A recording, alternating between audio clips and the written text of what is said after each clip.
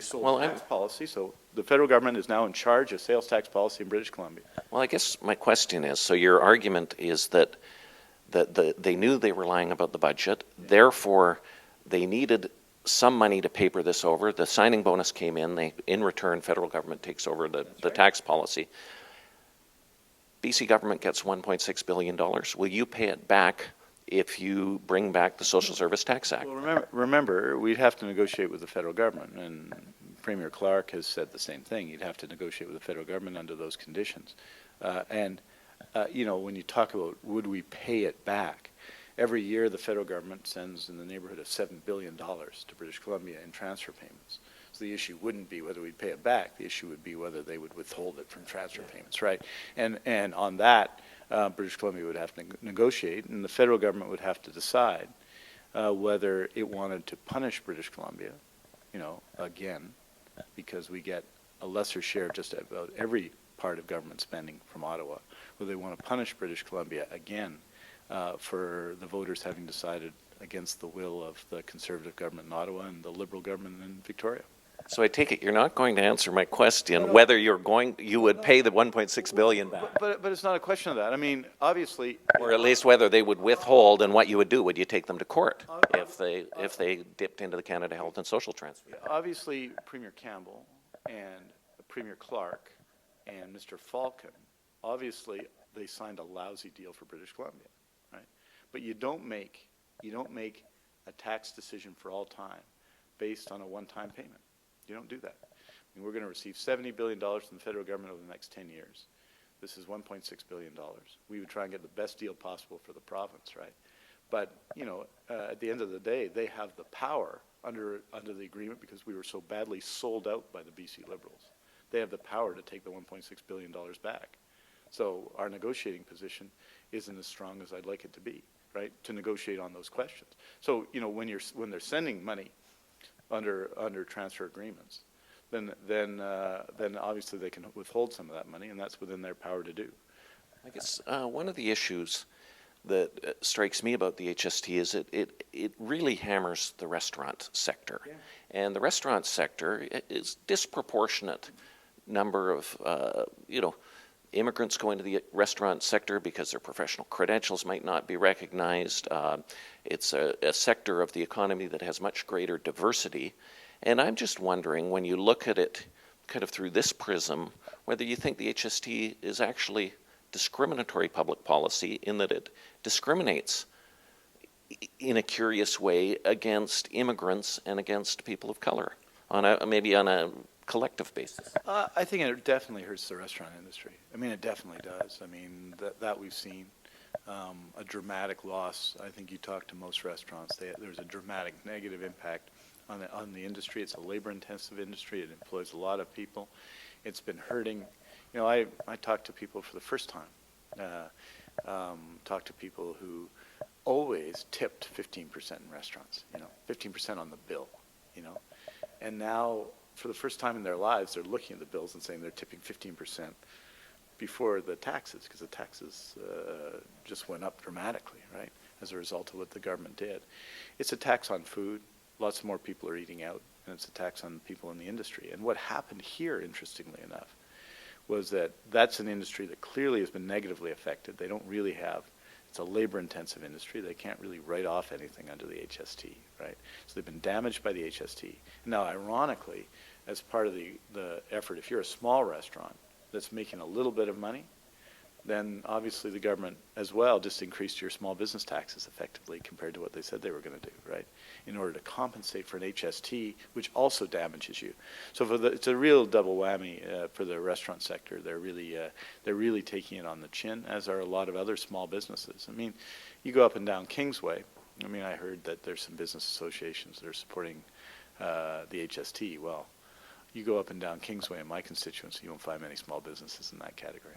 So the Jambo Grill in your constituency isn't supporting it? Not the Jambo Grill, not Simply Curry's, not all the other restaurants, not all the other restaurants up and down in my constituency. No, they're obviously concerned, and not, you know, and not Church's Chicken, and not all the other restaurants as well. You know, in every category, right? And I think that what you're seeing And the report of the independent panel showed this. They underestimated the impact on families, in my view, and underestimated the benefit to business. I mean, it's different from what the government itself says. But if you take what they say, then you see that so far, we'll have been in place a year now, right? It's that the HST has cost families $1.3 billion and benefited largely, mostly big business by about $900 million.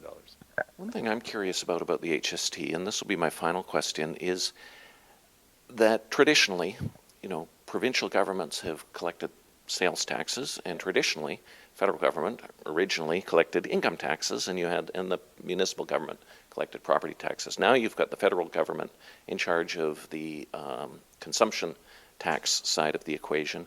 Have you given any thought to whether this is illegal from a constitutional point of view, and has anyone ever talked about doing a constitutional challenge against the HST?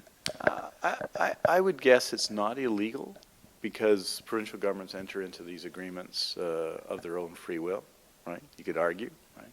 But what you're seeing is, especially with the current federal government and a little bit the last federal government, an effort. I mean, we had in the 60s and 70s federal governments who wanted to advance social programs. We had Medicare advanced, we had other programs advanced that would extend social programs across the country. That's how the federal spending power was used, historically, right? And over time. So we have this constitutional situation where the provinces have all the power, and they do.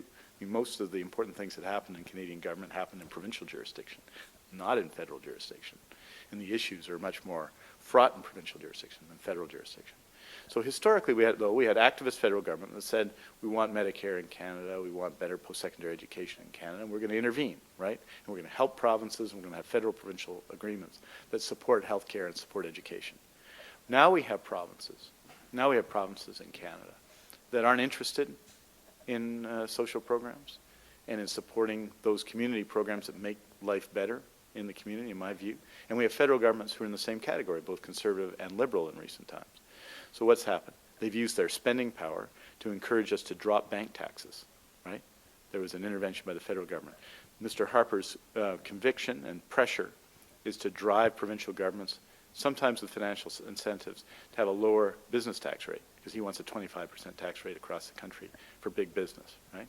He's using his tax power in that way, and they're using their tax power on the HST to press provinces to reduce business taxes and to really hammer families. And that's what's happening here. I mean, Christy Clark, this is not a family-friendly policy. It's the opposite of that. And however you dress it up and however you try and sugarcoat it, they're taking resources away from families. So we've got a federal government that's using its spending power to drive down taxes and to undermine the basis for social programs. It's the opposite of what we saw throughout the period from 1945 to the early 80s, where we saw a federal government trying to support provinces as they provided better services, especially education services, post-secondary services, and healthcare services. Now we have federal and provincial governments that do the opposite. So in 2013, and this is the choice for British Columbia, right? In 2013, we have a federal government that is, I think it's fair to say, hostile to the Canada Health Act. We have a provincial government here in BC hostile to the Canada Health Act. Provincial government in Alberta hostile to the Canada Health Act. Provincial government in Saskatchewan hostile to the Canada Health Act. There'll be an election in Manitoba this year, right? In Ontario, election in Ontario, the Conservatives, right-wing Conservative is leading in Ontario, right? And then we have a private health government of Quebec. This is the context for the lead-in to the Canada Health Transfer negotiations that are going to renew our Medicare agreement, which supports Medicare in 2013.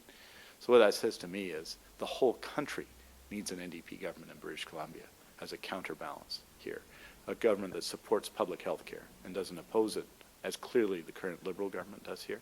And that's what makes this election so important for health care. I mean, if you look forward at what they're proposing in their new fiscal plan, I mean, it was written on a piece of paper last week, I think, in their new fiscal plan, it's major cuts to health care. And then they're going to negotiate with Ottawa, with Stephen Harper, on public health care. I think it's going to be a serious, serious challenge for the healthcare system in BC if Premier Clark would be reelected. And that's why the election is going to be so interesting and so important. Okay, I want to thank you very much for coming by the Georgia Strait, Adrian Dix. I've been speaking to Adrian Dix, who's leader of the NDP in Victoria.